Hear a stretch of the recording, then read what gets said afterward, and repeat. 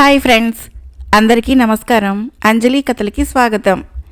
ఈరోజు చందమామ కథ పేరు దురాశ దుఃఖం చేటు. విప్రకూటమనే అగ్రహారంలో ఒక పండితుడు ఉండేవాడు. ఆయనకు సావిత్రి అని ఒక కుమార్తె ఉండేది. ఆ పండితుడి వద్ద శరభుడు, కరభుడు అని ఇద్దరు శిష్యులు ఉండేవారు. వారు చదువులో అంత చురుకైన వాళ్ళు కారు.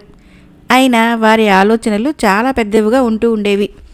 ఇలా ఉండగా ఒకనాడు ఆ గ్రామానికి కామగ్రీవుడు అనే ఒక బ్రాహ్మణుడు వచ్చాడు. ఆయన వయసు 60 ఏళ్ళు. ఆయన పండితుడి ఇంటి ముందు వెళుతూ వాకిట పండితుడి కుమార్తెను చూసి ఆగాడు. ఆ పిల్ల వెంటనే లోపలికి వెళ్ళి తన తండ్రితో, నాన్న, ఎవరో వచ్చారు అని చెప్పింది. పండితుడు బయటికి వచ్చి ముసలివాడిని చూశాడు. ఆయన పొరుగురివాడని తెలుసుకుని, అయ్యా, ఈ పూటకు మా ఇంట్లో ఉండండి అని ఆహ్వానించాడు. కామగ్రీవుడు కోరినది కూడా అదే. భోజనాలైనాక ఆయన పండితుడితో, అయ్యా, మీతో ఒక విషయం రహస్యంగా మాట్లాడాలి అన్నాడు. వెంటనే పండితుడు తన శిష్యులిద్దరినీ బయటికి పంపించేశాడు. తర్వాత కామగ్రీవుడు పండితుడితో, నేను వృద్ధుడినని సందేహించవద్దు. నాకు మీ కుమార్తెనిచ్చి పెళ్లి చేయండి. నేను ఒక యోగి వద్ద పరకాయ ప్రవేశము, ఇంద్రజాలము సాధించాను. కానీ వాటి మహిమను చూసేలోపునే నేను కాశీలో గంగా తీరాన కాలు జారిపడి ఒక పన్ను విరగొట్టుకున్నాను. ఇక నాకు ఆ విద్యలు పారవు. అందుచేత పెళ్లాడి చచ్చిపోయేలోపుగా ఒక కుమారుణ్ణి కని వాడికి ఆ 2 విద్యలు ఇచ్చిపోదామని అనుకుంటున్నాను అన్నాడు. కామగ్రీవుడి మాటలలో పండితుడుకు గురి కుదరలేదు. 10 ఏళ్లు కూడా నిండని తన కుమార్తెను అంత ముసలివాడికి ఇవ్వటము ఆయనకి ఇష్టం లేకపోయింది. అందుచేత ఆయన కామగ్రీవుడితో, క్షమించండి, నాకు ఉన్నదే ఒక్క కూతురు. అప్పుడే దానికి పెళ్లి చేసే ఉద్దేశం లేదు అన్నాడు. కామగ్రీవుడు నిస్పృహ చెంది పండితుడి దగ్గర సెలవు పుచ్చుకొని తన దాన్ని తాను వెళ్ళిపోయాడు. అయితే శరభుడు, కరభుడు కూడా చాటున ఉండి ముసలివాడికి తమ గురువుగారికి జరిగిన సంభాషణ అంతా విన్నారు. తర్వాత వాళ్ళిద్దరూ కూడబలుక్కొని, మనకు చదువు ఎలాగూ అంటటం లేదు, ఆ ముసలివాడిని అంటిపెట్టుకొని శుశ్రూష చేశామంటే చచ్చిపోయేటప్పుడు తన విద్యలు మన చేతిలో పెట్టిపోతాడు అని నిశ్చయించుకున్నారు. అందుచేత వాళ్ళిద్దరూ గురువుతో చెప్పకుండా బయలుదేరి దారి వెంట కనిపించిన వారిని అడుగుతూ కామగ్రీవుడు ఎటుగా వెళ్ళింది తెలుసుకొని ఆ సాయంకాలమే ఆయన్ని పట్టుకున్నారు. ఆయన వారిని గుర్తించి, మీరెందుకు ఇలా వచ్చారు అని అడిగాడు. స్వామి, మీరు మా గురువుగారి కుమార్తెను చేసుకుంటామంటే మా గురువుగారు వల్ల కాదన్నారట.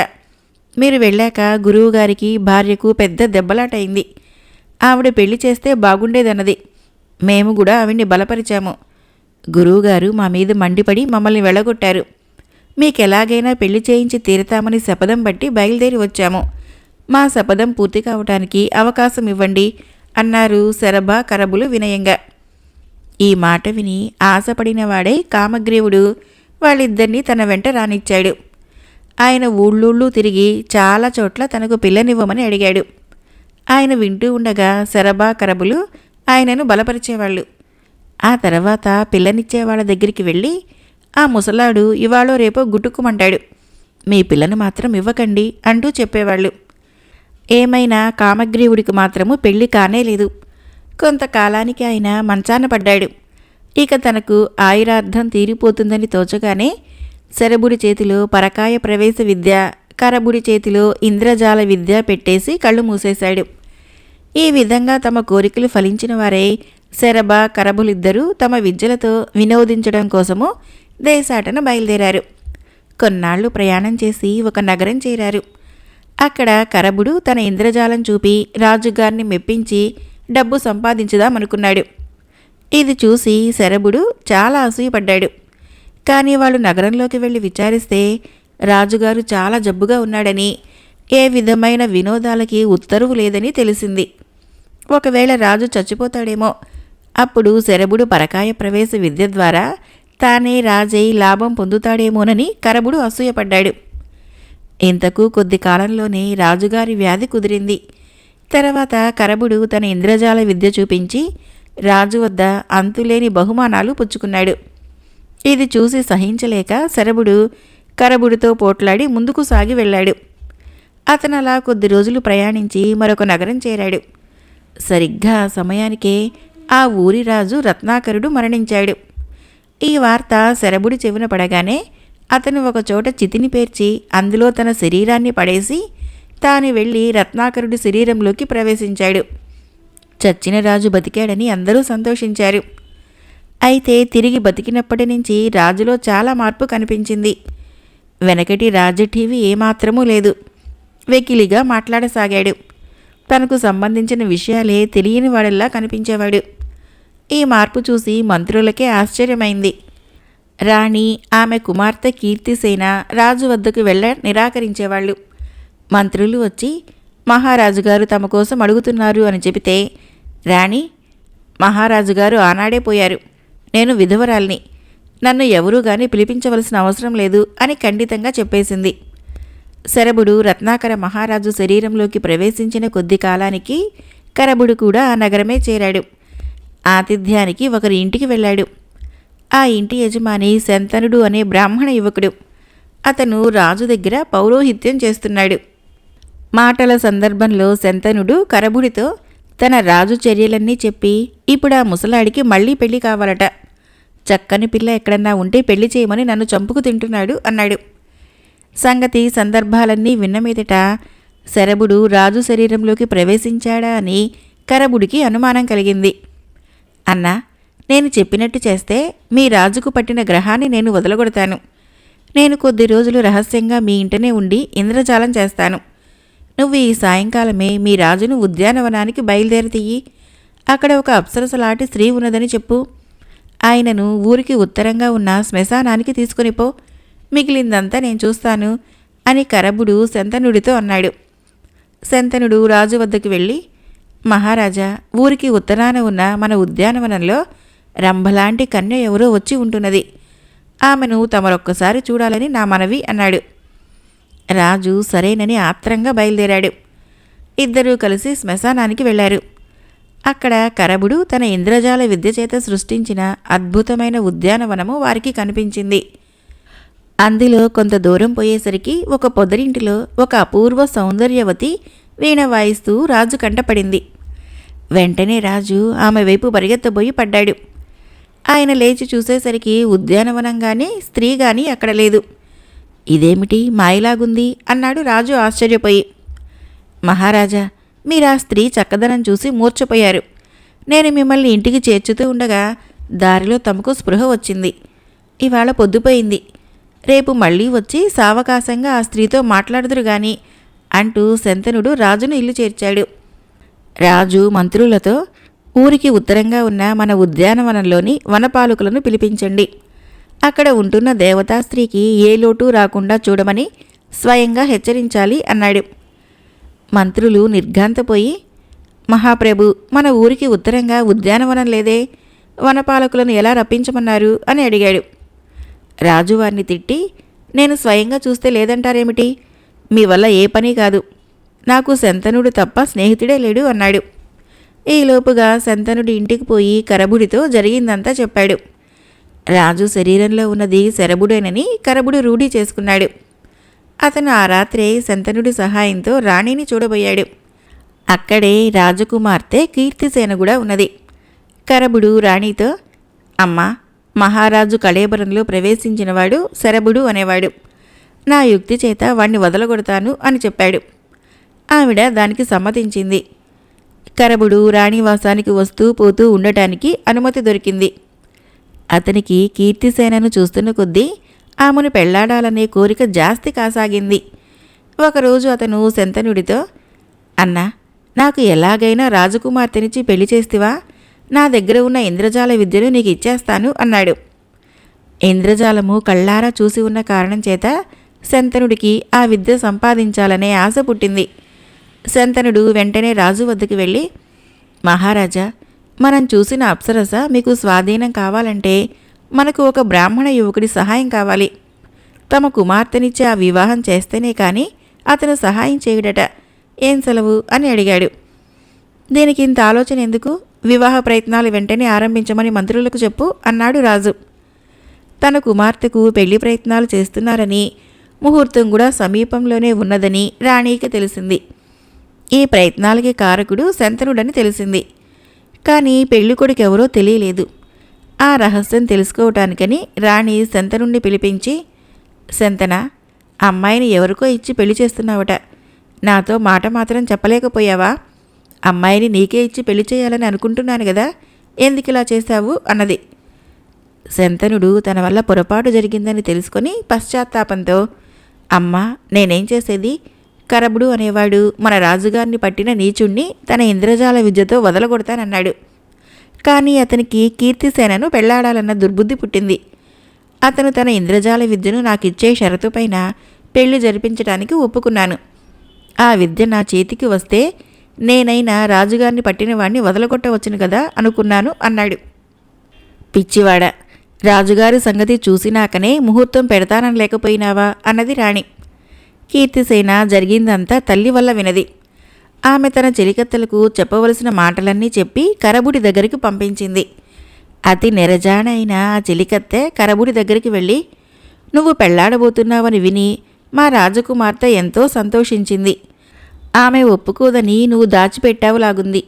కానీ ఆమె నిన్ను చూసినది మొదలు ఎప్పుడు పెళ్లాడదామా అని ఉంది. కానీ ఒక్క పొరపాటు చేశావు. నీ ఇంద్రజాల విద్య ఆ శంతనుడికి ఎందుకు ఇస్తానన్నావు? అతను చెయ్యకపోతే నీకు పెళ్ళి ఆగిపోతుందా అన్నది. శరభుడు పశ్చాత్తాపపడి, అయ్యో, మాట ఇస్తేనే అన్నాడు. ఇప్పుడేమీ మిగిలిపోయింది లేదు. ఇవాళో రేపో రాజుగారిని పట్టినవాణ్ణి వదలగొట్టి వెంటనే ఆ ఇంద్రజాల విద్యను నీ కాబోయే భార్య దగ్గర దాచిపెట్టు. శంతనుడు నిన్నేమీ చేయలేడు అన్నది. మరి కాసేపటికి శంతనుడు వచ్చి కరబుడితో, ఇంక జాగు చేస్తే మన ఇద్దరికీ మర్యాద దక్కదు. నువ్వు వెంటనే రాజును పట్టిన శరభుణ్ణి వదలగొట్టు. నీకు పెళ్ళి అయ్యేటట్లు నేను చూస్తాను అన్నాడు. కరబుడు ఆ రోజు మళ్ళీ ఇంద్రజాలం పన్నాడు.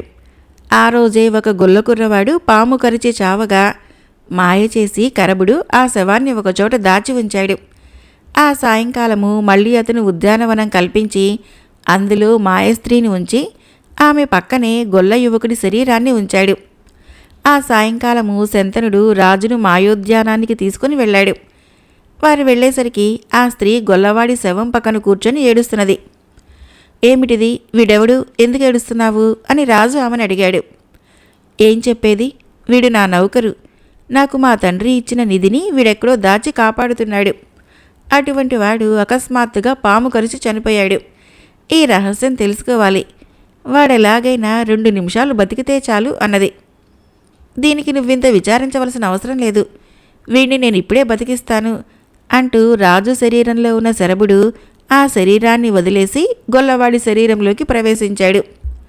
ఆ సమయంలో అక్కడే అదృశ్యంగా ఉన్న కరబుడు రాజు శరీరాన్ని కత్తితో 2 తుండాలుగా నరికేశాడు. మరుక్షణము ఉద్యానవనము, ఏడిచే స్త్రీ మాయమై శంతనుడు, కరబుడు గొల్లవాడి రూపంలో శరభుడు మిగిలారు. శంతనుడు, కరబుడు చేరి గొల్లవాడిని పెడరెక్కలు విరిచి కట్టేశారు. ఇక జాగు చేయక, నీ ఇంద్రజాల విద్య నా పరం చెయ్యి అన్నాడు శంతనుడు. రాజు కూతురి మెడలో తాళి కట్టిన మరుక్షణము అలాగే ఇస్తాను అన్నాడు కరబుడు. ఇద్దరూ గొల్లవాడిని తీసుకుని పోయి రాణికి చూపించి, రాజు శరీరంలో ప్రవేశించిన దుర్మార్గుడు ఇప్పుడు ఈ గొల్లవాడి శరీరంలోకి ప్రవేశించాడు. వీడికి ఏ శిక్ష విధిస్తారో విధించండి అన్నారు. మంత్రులు గొల్లవాడిని ఖైదు చేయించారు. తర్వాత కరబుడు కీర్తిసేన వద్దకు వెళ్ళి, ఇదిగో నా ఇంద్రజాల విద్య, ఇక మనకు పెళ్లి కావటమే తరువాయి అన్నాడు. ఆమె వాని వద్ద నుంచి ఇంద్రజాల విద్య తీసుకొని నౌకర్లతో, ఈ ఆశాపాతకుణ్ణు ఖైదీలో వేసిరండి అన్నది. కరబుణ్ణు ఖైదీ చేశారనగానే శంతనుడు ఇక తనకు రాజకుమార్తెకు పెళ్లి తప్పదని భావించి రాజసౌధానికి వచ్చాడు. అతన్ని రాజభటులు పట్టుకొని ఖైదీలో వేశారు. ఈ విధంగా దురాశకు పోయిన శరభుడు, కరబుడు, శంతనుడు కారాగృహవాసం అనుభవించారు. మరొక కథ. ఈ బేతాళ కథ పేరు అపాత్రుడి దానం. పట్టు విడవని విక్రమార్కుడు చెట్టు వద్దకు తిరిగి వెళ్ళి శవాన్ని దింపి భుజాన వేసుకొని ఇంకొకసారి శ్మశానం కేసి మౌనంగా నడవసాగాడు. అప్పుడు శవంలో ఉన్న బేతాళుడు, రాజా, నీ దీక్ష చాలా గొప్పది. కానీ ఎంతో మంచి పని చేసేటప్పుడు కూడా దీక్ష గలవాడికి ఎటువంటి సమస్యలు ఎదురవుతాయో నీవెరగవు. ఇందుకు తార్కాణంగా శీలయాజి కథ చెబుతాను విను అంటూ ఈ విధంగా చెప్పసాగాడు. పూర్వము గౌతమీ నదీ తీరాన అభయగిరి అనే గ్రామంలో శీలయాజి అనే బ్రాహ్మణోత్తముడు ఉండేవాడు. ఆయన ఎంతో దయాస్వభావం కలవాడు, భగవద్భక్తి కలిగినవాడు. ఆయనకు పెళ్ళి సంసారమూ లేదు. కానీ కొంత ఆస్తి ఉన్నది. ఆ ఆస్తిని అనుభవించటానికి పిల్లలు లేరు కనుక ఆయన తన జీవితం వెళ్లేలోపుగా అనేక సత్కార్యాలు చేయ నిశ్చయించుకున్నాడు. తనకు కల దానిలో నుంచి ఆయన ఒక రామాలయము, దానికి దగ్గరలోనే ఒక పెద్ద సత్రము కట్టించాడు. ఆ రెండిటితో ఆయనకు గల డబ్బంతా అయిపోయింది. కానీ చేయదలిచిన పనులు ఇంకా ఉన్నాయి. ఆలయంలో అర్చనలు చేయించాలి, సత్రంలో బస చేసే యాత్రికులకు భోజన సౌకర్యాలు కలిగించాలి, సత్రంలో ఒక వేద పాఠశాల, ఒక వైద్యశాల ఏర్పాటు చేయాలి, ఊళ్ళో పిల్లలకు ఒక బడి ఏర్పాటు చేయాలి. వీటన్నిటికీ డబ్బు కావాలి. అయితే శీలయాజికి ముష్టెత్తడం ఇష్టం లేకపోయింది. అందుచేత ఆయన సత్రంలో ఒక హుండీ, గుడిలో మరొక హుండీ ఏర్పాటు చేయించాడు. సత్రానికి వచ్చిన యాత్రికులు, గుడికి రోజు వెళ్లే భక్తులు తమకు తోచింది తమంతట తామే ఆ హుండీలలో వేసిపోతూ ఉండేవాళ్ళు. గుడి కట్టించిన వేళ మంచిది. ఆ ఆలయంలో ఉండే శ్రీరామచంద్రమూర్తి కరుణా కటాక్షం వలన ఆ దేవుడికి మొక్కుకున్న వారికి చాలామందికి కోరికలు ఈడేరుతూ ఉండటం జరిగింది. ఆలయం ఖ్యాతి పెరిగిన కొద్దీ సత్రంలో యాత్రికుల సంఖ్య, హుండీలలో పడే మొత్తాలు పెరిగాయి. అయితే వాటితో పాటు ఖర్చు కూడా పెరిగింది. శీలయాజీ తాను చేయదలిచిన సత్కార్యాలన్నీ చేయలేకుండా ఉన్నాడు. ఏమండి శీలయాజీ గారు, వేద పాఠశాల ఎప్పుడు ఆరంభిస్తారు? వైద్యశాల ఇంకా ప్రారంభించలేదేంటి అని ఎవరన్నా అడిగితే ఆయన, ఏం చేసేది, ఇంకా ఆ రాముడికి దయ కలగలేదు మరి అనేవాడు. ఇంతలో ఒకరోజు గుడి హుండీలో ఎవరో 5,000 వరహాలు పసుపు గుడ్డలో మూటగట్టి పడేశారు. అది చూసి శీలయాజీ దిగ్భ్రమ చెందాడు. అభయగిరి గ్రామంలో కొద్దిమంది ధనికులున్నారు. వారు 100, 200 ఇవ్వటం కద్దు. అంత పెద్ద మొత్తాలు ఇవ్వదలిచినప్పుడు వారు నేరుగా శీలయాజికే తెచ్చి ఇచ్చేవారు గాని హుండీలో వేసి తాము రహస్యంగా ఉండటం ఎన్నడూ జరగలేదు. 5,000 తెచ్చి హుండీలో ఎవరు వేసినట్లు? వాళ్ళు రహస్యంగా ఉంచటానికి కారణం ఏమిటి? వాళ్ళు రహస్యంగా ఉండదలిస్తే తాను వారిని గురించి ఆచూకీ తీయటం బాగుండదని శీలయాజీ ఈ డబ్బు గురించి ఎవరికీ చెప్పలేదు. ఆ 5,000 గుడి హుండీలో పడింది కనుక దాన్ని ఆయన గుడికే వినియోగించదలుచుకున్నాడు. అందులో కొంత అర్చకుడి ఇంటికి మరమ్మతులకు ఖర్చు చేసి మిగతాది పెట్టి స్వామివారికి చిన్న బంగారు తొడుగు చేయించాడు. స్వామివారిని చూసి సంతోషించని వారు లేరు. మరికొంతకాలం గడిచాక సత్రం హుండీలో 2,000 వరహాల మూట కనపడింది. శీలయాజీ ఆశ్చర్యము రెట్టింపైంది. ఊళ్ళో ఎవరో ఇంత డబ్బు తనకిస్తున్నారు. కానీ ఎవరైంది తెలియకపోవడం చేత శీలయాజీ తన కృతజ్ఞత తెలుపుకోవటానికి కూడా చేతకాని స్థితిలో ఉండిపోయాడు. వేద పాఠశాల ఆరంభమైంది. ఊళ్ళో అందరూ శీలయాజిని మెచ్చుకొని వెళ్ళిపోయారు. తనతో మాట్లాడిన వారందరినీ శీలయాజీ శ్రద్ధగా పరికించాడు. కానీ ఒక్కరి మీద అనుమానం పోలేదు. ఒకవేళ ఆ రాముడే తనకి డబ్బు ఇస్తున్నాడా అని కూడా ఆయనకు అనుమానం కలిగింది. ఆ విధంగా ఆలోచించిన కొద్దీ ఇది నిజమేనేమో అనిపించింది. రాముడు ఏ రూపంలో వచ్చి తనకి డబ్బు ఇస్తున్నాడో చూడాలని, ఏ రూపంలోనైనా ఆ దేవుణ్ణి కళ్ళారా చూసి తరించాలని శీలయాజికి తీవ్రమైన కోరిక కలిగింది. అందుచేత ఆయన రాత్రివేళప్పుడు తన ఇంటి కిటికీ దగ్గర మేలుకొని కూర్చొని సత్రం ఆవరణలోకి, గుడి ఆవరణలోకి చూడసాగాడు. 1 నెల గడిచింది. ఏమీ వింత జరగలేదు. తాను చూస్తూ ఉండగా భగవంతుడు రాడని శీలయాజీ ఆశాభంగం చెందసాగాడు. కానీ ఇంతలోనే ఒక రాత్రి ఆయన ఎదురుచూస్తున్న దృశ్యం కంటబడింది. చీకటిలో ఎవరో సత్రం కేసి వెళ్లారు. ఆ మనిషి చేతిలో ఒక మూట ఉన్నది. ఆ మనిషి హుండీ దగ్గరగా వెళ్ళి అటు ఇటు చూసి ఆ మూటను హుండీలో పడేసి గబగబా అక్కడి నుంచి వెళ్ళిపోయాడు. శీలయాజీ ఆ మనిషిని గుర్తించగలిగినాడు. వాడు గూడెంలో ఉండే దొంగరాముడు. శీలయాజీ గుండె దడదడా కొట్టుకున్నది. ఆయన చప్పున బయటికి వచ్చి రాముణ్ణి వెంబడించసాగాడు. ఊరు దాటి గూడెం సమీపానికి వచ్చేసరికి శీలయాజీ, ఒరే రాముడు ఆగు అంటూ పెద్దగా కేకపెట్టాడు. రాముడు ఆగి, తమరా బాబయ్య, దండాలండి అన్నాడు. నువ్వు హుండీలో డబ్బు వేయటం చూశాను. ఎక్కడిది నీకు ఆ డబ్బు అని శీలయాజీ రాముణ్ణి నిలదీసి అడిగాడు. మొదట వాడు తనకేమీ తెలియదన్నాడు. కానీ చివరికి ఆ డబ్బు తాను దొంగిలించినట్లు ఒప్పుకున్నాడు. బాబు, 2 నెలల క్రిందట పిల్లిశెట్టి గారింట 10,000 దొంగిలించాను బాబు. వారికేం చాలా డబ్బున్నది, ఖర్చు తక్కువ, పిసినుగొట్టు. మీ వంటి వారు మంచి పనులు చేస్తామంటే ఇవ్వరు. ఇంత డబ్బు నేను మాత్రం ఏం చేసుకోను బాబు. అందుకని అప్పుడు కాస్త హుండీలో వేశాను. పుణ్యం ఉంటుంది, నన్ను బయట పెట్టకండి బాబు అన్నాడు రాముడు. నువ్వు మహాపాతకుడివిరా. దొంగతనం చేయటం ఒక తప్పు, ఆ పాపిస్టు సొమ్ము తీసుకుని వచ్చి పవిత్రమైన హుండీలో వేయటం ఇంకొక తప్పు. ఆ డబ్బుతో స్వామివారికి తొడుగు చేయించాను, వేద పాఠశాల పెట్టించాను. అపచారం, చచ్చి నరకానికి పోతాను. దీనికి ఏదన్నా ప్రాయశ్చిత్తం చేసుకోవాలి. అంటరాని డబ్బు అని శీలయాజీ విలవిలలాడాడు. అంత పని చేయకండి బాబు. మధ్యన డబ్బేం చేసింది? పాపం చేసిన వాణ్ణి నేను. డబ్బు నాది కాదు గనక, పిల్లిశెట్టిగారిది కనుక అన్నాడు అంటరాని రాముడు వణికిపోతూ. అన్నట్టు ఆ పిల్లిశెట్టి దగ్గర అంత డబ్బుందా? 10,000 నువ్వెత్తుకుని పోతే మాట మాత్రం పైకి పొక్కక తేలుకుట్టిన దొంగలా ఊరుకున్నాడేంటి అన్నాడు శీలయాజీ ఆశ్చర్యంగా. 1,00,000 వరహాల నగదున్నది బాబు. 10,000 పోయిందని చెబితే మిగిలింది దక్కనిస్తారా బాబు? దొంగలన్నా కొడతారు, రాజుగారన్నా కాజేసుకుని పోతాడు. అందుచేత ఉలక్కుండా ఉన్నాడు పిల్లిశెట్టి. మీరు ఈ సంగతి బయటపెట్టకండి బాబు అన్నాడు రాముడు. పిల్లిశెట్టితో అంతా చెప్పేస్తాను. నీ దిక్కుమాలిన డబ్బు మూలాన నేను నరకానికి పోలేను అన్నాడు శీలయాజీ. బాబాబు, హుండీలో 2,000 వేశాను. ధర్మ వైద్యశాల పెట్టించండి, నన్ను కాపాడండి. పిల్లిశెట్టికి లేని విచారం మీకెందుకు? దేవుడికి బంగారపు తొడిగి వేస్తే కళ్ళ పండగ్గా ఉందట. పాపిష్టివాణ్ణి చూసే యోగ్యత నాకు లేదు అన్నాడు రాముడు. నాకు మతిపోతున్నది. నాకేమీ ఆలోచన పోవటం లేదు. ఏం చెయ్యాలో ఆలోచించాలి. నువ్వు వెళ్ళు అంటూ శీలయాజీ ఇంటికి తిరిగి వచ్చాడు. తెల్లవారగానే ఆయన గుడికి వెళ్ళి పూజారితో ఆ తొడుగు తీసేయి అన్నాడు విగ్రహాన్ని చూపిస్తూ. ఎందుకు బాబు అన్నాడు పూజారి ఆశ్చర్యంగా. దొంగలెత్తుకుపోతారేమో, ఎందుకైనా మంచిది, మా ఇంట్లో దాస్తాను అన్నాడు శీలయాజీ. పూజారి నవ్వి, మన ఊళ్ళో దొంగతనం అన్నది లేదే, మీకు అకస్మాత్తుగా ఎందుకు అనుమానం కలిగింది? అయినా దేవుడు సొమ్ము తినేవాడుంటాడా ఎక్కడైనా అన్నాడు. శీలయాజికి ఏం చేయటానికి పాలు పోలేదు. హుండీలో అంటరానివాడు వేసిన మూట కూడా ఉన్నది. నేను మహాపాపిని, అందుకే నన్ను ఆ రామచంద్రమూర్తి ఈ పరీక్షకు పెట్టాడు అనుకున్నాడు ఆయన. ఆలయం మైలపడింది, సత్రము మైలపడింది. వేద పఠనం విన్నప్పుడల్లా శీలయాజికి కంపరమెత్తేది. హుండీలో ఉన్న డబ్బుతో వైద్యశాల ప్రారంభించవచ్చు, కానీ ఏం చేయటానికి శీలయాజికి మతిలో లేదు.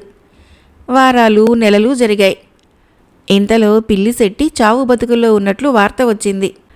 ఆయన కాస్త చచ్చిపోతే ఆయనకు అంటరాని రాముడు చేసిన మోసం గురించి చెప్పే అవకాశం కాస్త చేయి జారిపోతుందని శీలయాజీ పిల్లిశెట్టి ఇంటికి పరిగెత్తాడు.